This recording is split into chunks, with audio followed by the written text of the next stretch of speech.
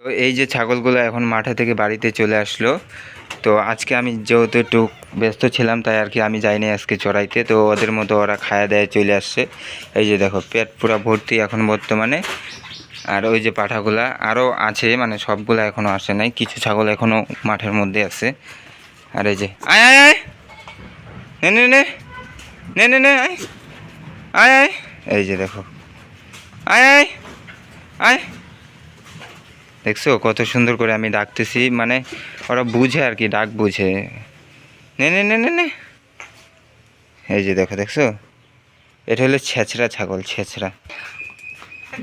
নে নে নে নে, এই যে দেখছো, উফ পাগল হয়ে যায় খাওয়ার জন্য। হাতে কামড়ায় কেন রে।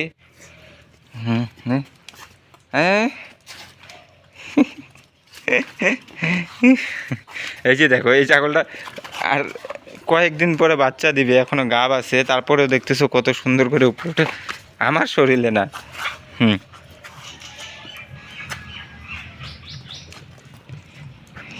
দেখো দেখছো কিরকম করে খায়। হ্যাঁ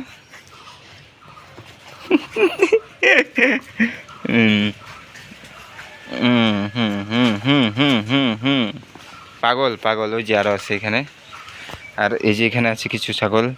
তারপরে এই যে নাই আর নাই আর নাই, আমি একটু পরে দিতেছি।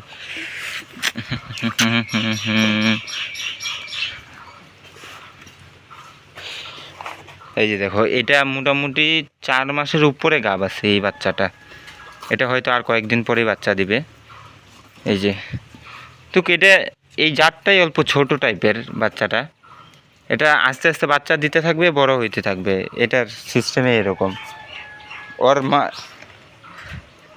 এই যে দেখো দেখছো, যাই হোক ও এখনও পেট ভরে নাই, কারণ যেহেতু ওর পেটে বাচ্চা আছে। তো আমার মনে হয় যে এবার যেহেতু ফার্স্ট টাইম হয়তো 2টা বাচ্চাই দিবে, 2টাও দিতে পারে, 1টাও দিতে পারে, সেটা হলো কপাল। তো এই যে দেখতেছো বাচ্চাটা,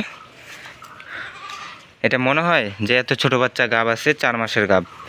আর এই যে দেখো পেটটা, এই যে এই সাইডে আছে বাচ্চাটা, 4 মাসের বাচ্চা। 4 মাসের বাচ্চা না, বাচ্চা এটা বয়স হয়েছে, মানে দেখতে আর কি ছোট দেখা যায়। আর এই যে আমাদের পাঠা মহারাজ।